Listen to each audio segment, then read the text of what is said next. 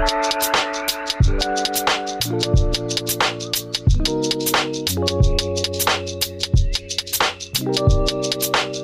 and him didn't just wait for that to happen. Like, we want that look, so let's see who develops it. Right. Yeah. I think a lot of us may have that. You know, is we want something and we may just kind of wait for it to come around instead of saying, who says I can't develop it myself? Well, you know who says that? You know, that's The that's brainwashing exactly that we grew up with tells Yeah. us that, you know, someone should do that. yeah, That's the thing. That's the thing that yeah. everyone That's thinks. not right? our role. It's like when we're thinking of a to- thing and we're yeah. like, yeah, someone should do that. Like, Yeah, why and can't that be us? I think that's a byproduct of the kind of compartmentalized mentality that we have in society, where we each have these different roles. Right. You know, Yeah. it's like there was someone that we were having a conversation about. I think it was like 18th and 19th century natural philosophers, right? What you would call scientists these days, and how there was like these amazing breakthroughs in like science during those times. I mean, you had people like Nikola Tesla, you had people like Volta and Watt. I mean, you had these people who were doing like what's that guy Maxwell? You know, people who they weren't just theorists who were thinking up ideas. They were also like engineers. So they were like thinking the ideas, they were testing the ideas, but they were actually making things. They were trying to construct things themselves to try, how do I test my idea? Yeah. So basically they did everything, you know?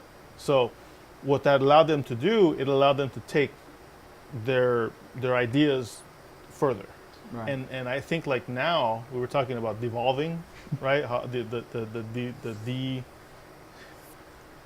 it's how the ideas and meaning seem to have been devolving. Because now you have that compartmentalized. You have theorists and you have engineers, and then sometimes they don't talk to each other, right? And obviously that's specific to like academia, but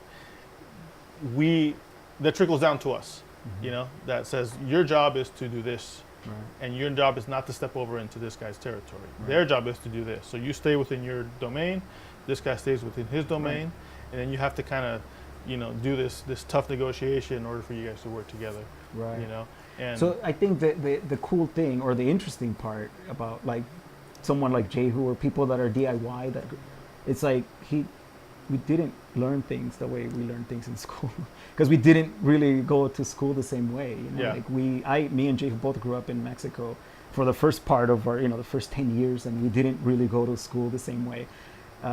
And then when we came here, we went a couple years, or we went to high school and all that stuff. But like Jehu didn't even conform to that, you know, like he literally dropped out. He just didn't finish.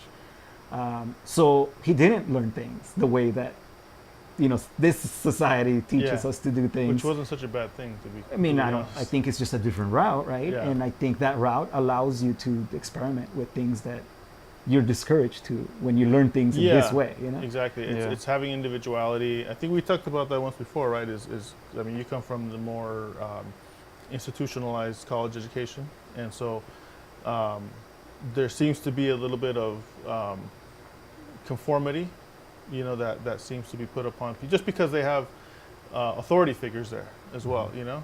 And so I think that's something that it gives structure, which structure is necessary to a certain point, right? But I think it should serve its purpose, whatever that purpose is deemed to be. And then beyond that, there should be If it gets in the way, yeah, and that's the thing, is what does it get in the way of?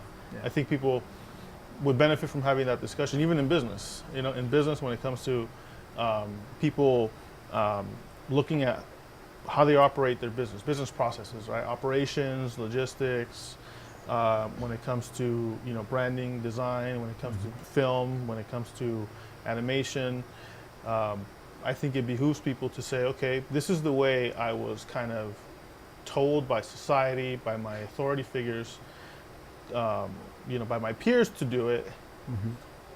Is it okay for me to test those ideas out to see if they hold down to any scrutiny, right?